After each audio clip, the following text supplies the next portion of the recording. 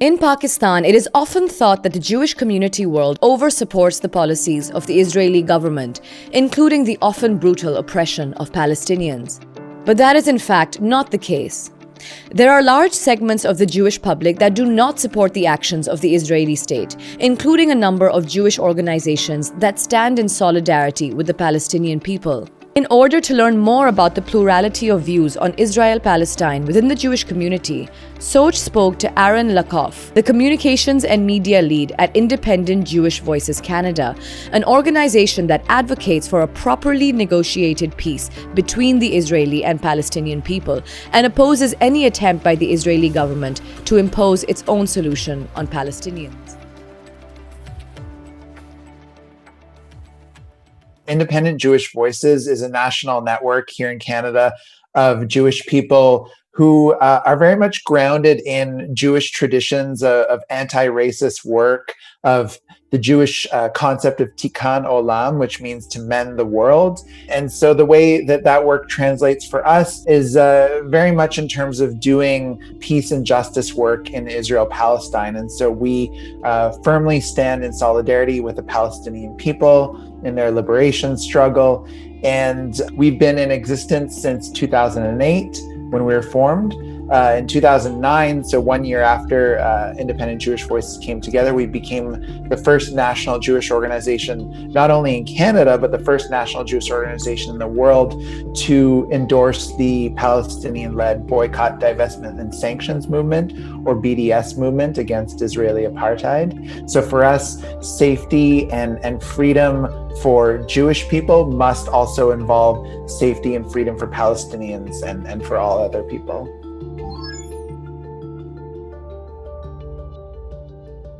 So BDS, or Boycott, Divestment, and Sanctions, is a movement that it was launched in 2005 by a coalition of roughly 170 different Palestinian civil society organizations throughout historic Palestine and the occupied territories and in the Palestinian diaspora as well too. What BDS was a call to the world to engage in a non-violent campaign of solidarity with Palestinians, to finally put an end to Israeli apartheid and to simply call for, full equality for all people of the region. And it's a brilliant campaign because it lays out actions that people can take at different levels of civil and political society. So boycotts are consumer actions that any of us can take around the world to choose to not buy Israeli products or products made in illegal Israeli settlements.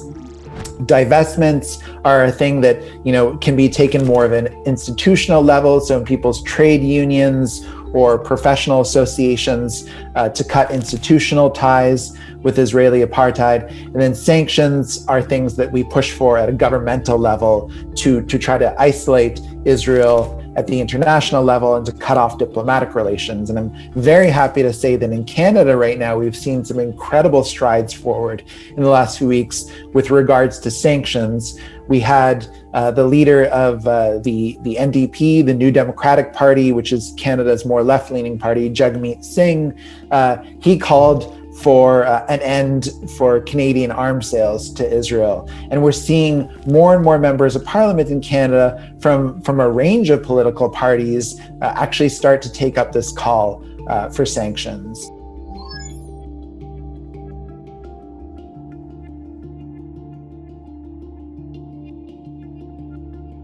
I think that question would even be up for debate, amongst members of IJV. What we agree on unequivocally are the central demands of the BDS, the Boycott, Divestment, and Sanctions movement. So we absolutely feel that the right of return for Palestinian refugees is a must. Palestinians have been clear, since 1948, since the beginning of the Nakba, that there will be no just solution without the right of return for Palestinians who have been displaced from their homelands. And the Nakba, it's an Arabic word. Palestinians refer to it. It means the catastrophe. And so Palestinians call the creation of the state of Israel in 1948 the Nakba, and really very much in a way is like the beginning of the current phase of colonization that we're seeing in Palestine, with displacement, with people being removed from their homes and from their ancestral lands, entire villages quite literally being wiped off the map. 1948, estimates range between 750,000 and 1 million people who were displaced from their homes. And like I said, just entire villages wiped off the map. And then you had, just a few years later, Jewish Israelis coming in and implementing laws such as the Absentee Property Act, where they could legally, under Israeli law, steal those homes that were once the homes of Palestinians and acquire them as Israeli property. And so, you started to see the beginning of legal structures and legal mechanisms that not only displaced Palestinians, but in a sense, like, started to entrench the apartheid systems that we're seeing right now. The military occupation of the West Bank needs to end. The Gaza ghetto needs to be freed. Like, Gaza absolutely must be freed. It's absolutely abhorrent to think that the Gaza Strip has been under one of the tightest embargoes, one of the tightest lockdowns, now going on almost 15 years. I mean, it's been since 2007.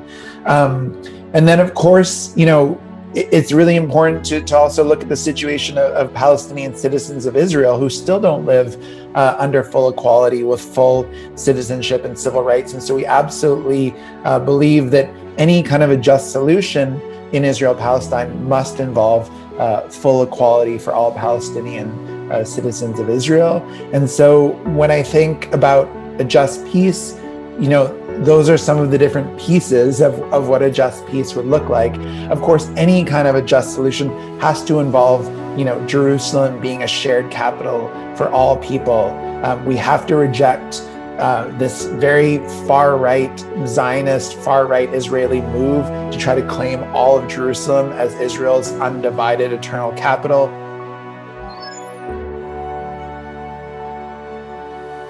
Zionism in its current form, if we're talking about modern political Zionism, at its core is a movement for a Jewish homeland in Israel-Palestine. A movement for Jewish self-determination. So we have the more extreme far right, and I would even say bordering on fascist forms of Zionism that are embodied in movements like the Kahanist movement and other Israeli far right groups who we've seen organizing in Jerusalem in recent weeks with their followers marching through the streets, chanting "Death to Arabs." And that, unfortunately, is one manifestation of Zionism, right? We have other manifestations of Zionism that are more liberal forms of Zionism, ones that do want to see a two-state solution, right? You have cultural Zionism, for example, which doesn't necessarily pronounce itself on one state versus a two-state solution. But I think one thing that's really key to point out is the way that the world is seeing Zionism right now, and the way that Zionism is playing out in its current political manifestation in Palestine is very much in an oppressive colonial manifestation, right? The kind of Zionism that we're seeing on the nightly news is Israeli forces going into Sheikh Jarrah and removing people at gunpoint. It is Zionism that is sending soldiers into the West Bank to fire at protesters who are simply trying to defend their olive groves or to protest against illegal settler roads from being built. It is a form of Zionism that keeps Palestinians in Gaza entrapped in the world's largest open-air prison.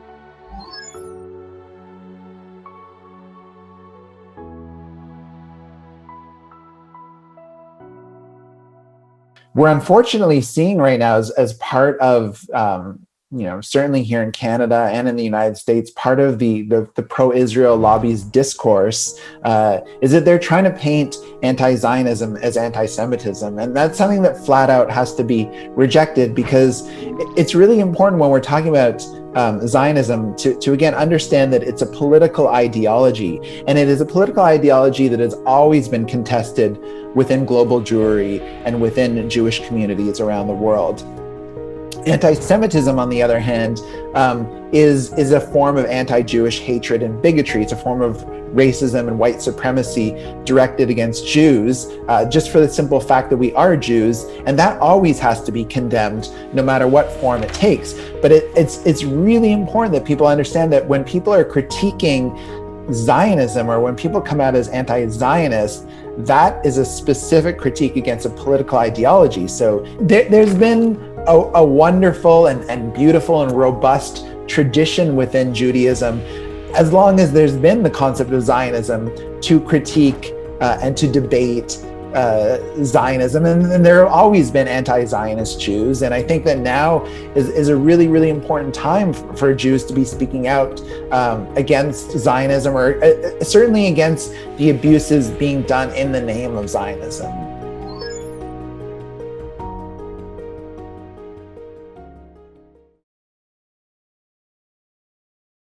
Israel very much has to find pillars of support for itself, and find ways, in a sense, to normalize its relations with the world, to justify its own existence, right? And so I think it does rely on a few of those pillars of support. I mean, one of those massive pillars of support is the support it enjoys from the US government, to the tune of nearly $4 billion a year in military aid. And then, of course, Canada is much more of an ideological supporter of Israel. But then, of course, there's the global Jewish question of, does the global Jewish community support Israel? And again, Jews have always been divided on that question. So while Israel does want to come out and say, we are defending ourselves, and we have the state of Israel, and it is the eternal homeland for all Jewish people,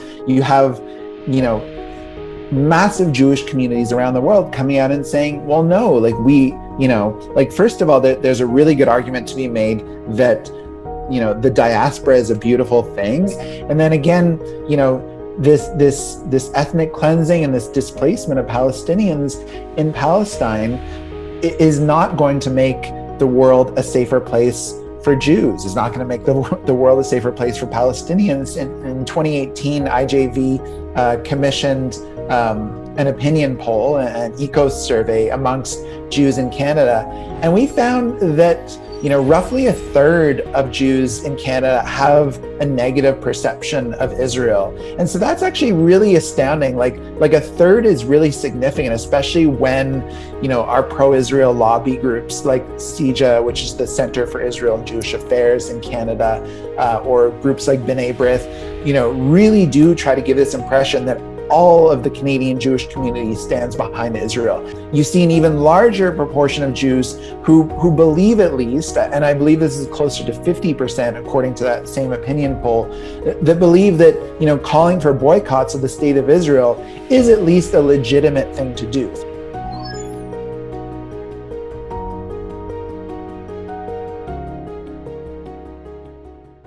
Well, there's a whole laundry list of pro-Israel talking points they try to level at Jews who are speaking out in support of Palestinians. So an older one going back a few decades is that we're self-hating Jews. Certainly, there's an argument that they try to make that we're inauthentic. We're hearing more and more that, they say that, Jews who support Palestine are marginal. Of course, none of these things are true, right?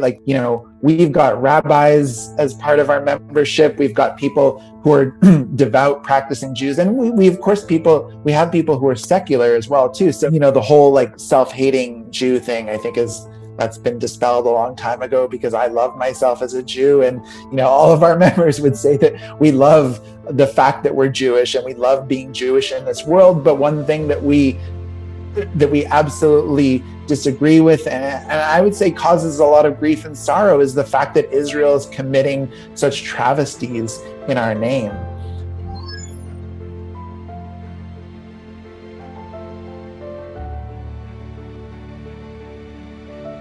I think what we're seeing with the shift in attitudes, especially amongst young Jews in North America, who are starting to come around to positions that are in solidarity with the Palestinian people, I would say that it's very much related to Israel's aggression in Gaza. And, there have been these awful bombing campaigns, like roughly every 5 years or so, going back to 2009, which was the first big Israeli bombing campaign in the Gaza Strip since the unilateral disengagement of Israel from Gaza. I think the fact that the Israeli government, like Israeli governments that we've seen, especially in recent years, have been moving more and more to the right, does pose a real problem for the Zionist movement around the world and for Jews who support Israel in different countries, because on the one hand they're trying to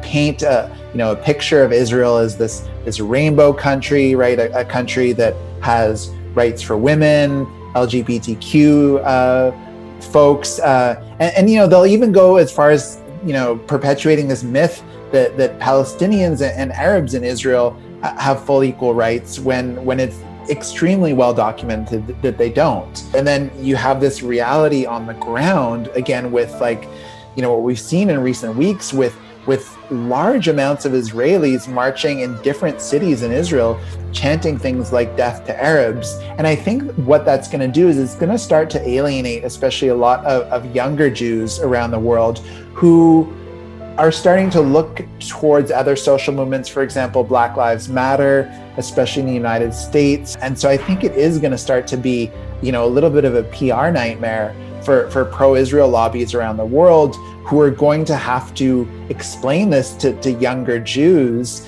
that in a sense, we are supporting a project in the Middle East that is really bent on exterminating a large part of the population of this country.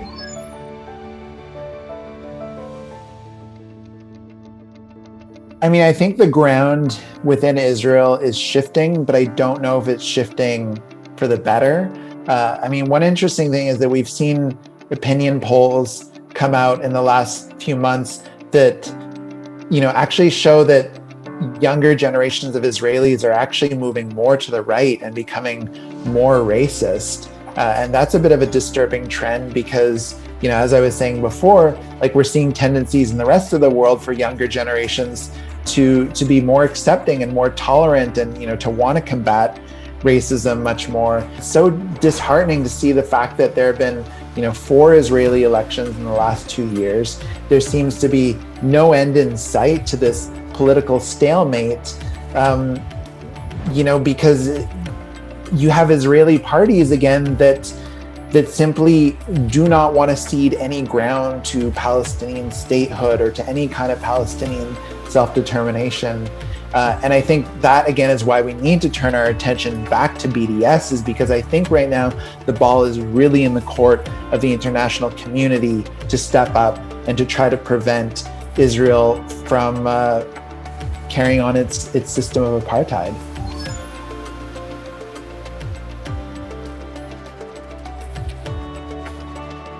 So we have a lot of like-minded partners, a lot of like-minded Jewish organizations around the world that do really similar work to us, to this concept of not in our name, of Jews around the world opposing Israel's actions being done supposedly in the name of the Jewish diaspora or world Jewry. And so we work very closely with organizations such as Jewish Voice for Peace in the United States, Jewish Voice of Labour in the UK, Namad as well is another British group of Jews who oppose the occupation. We have some partners in Israel itself, groups like Boycott from Within, which is a group of Jewish Israelis who are working on the BDS movement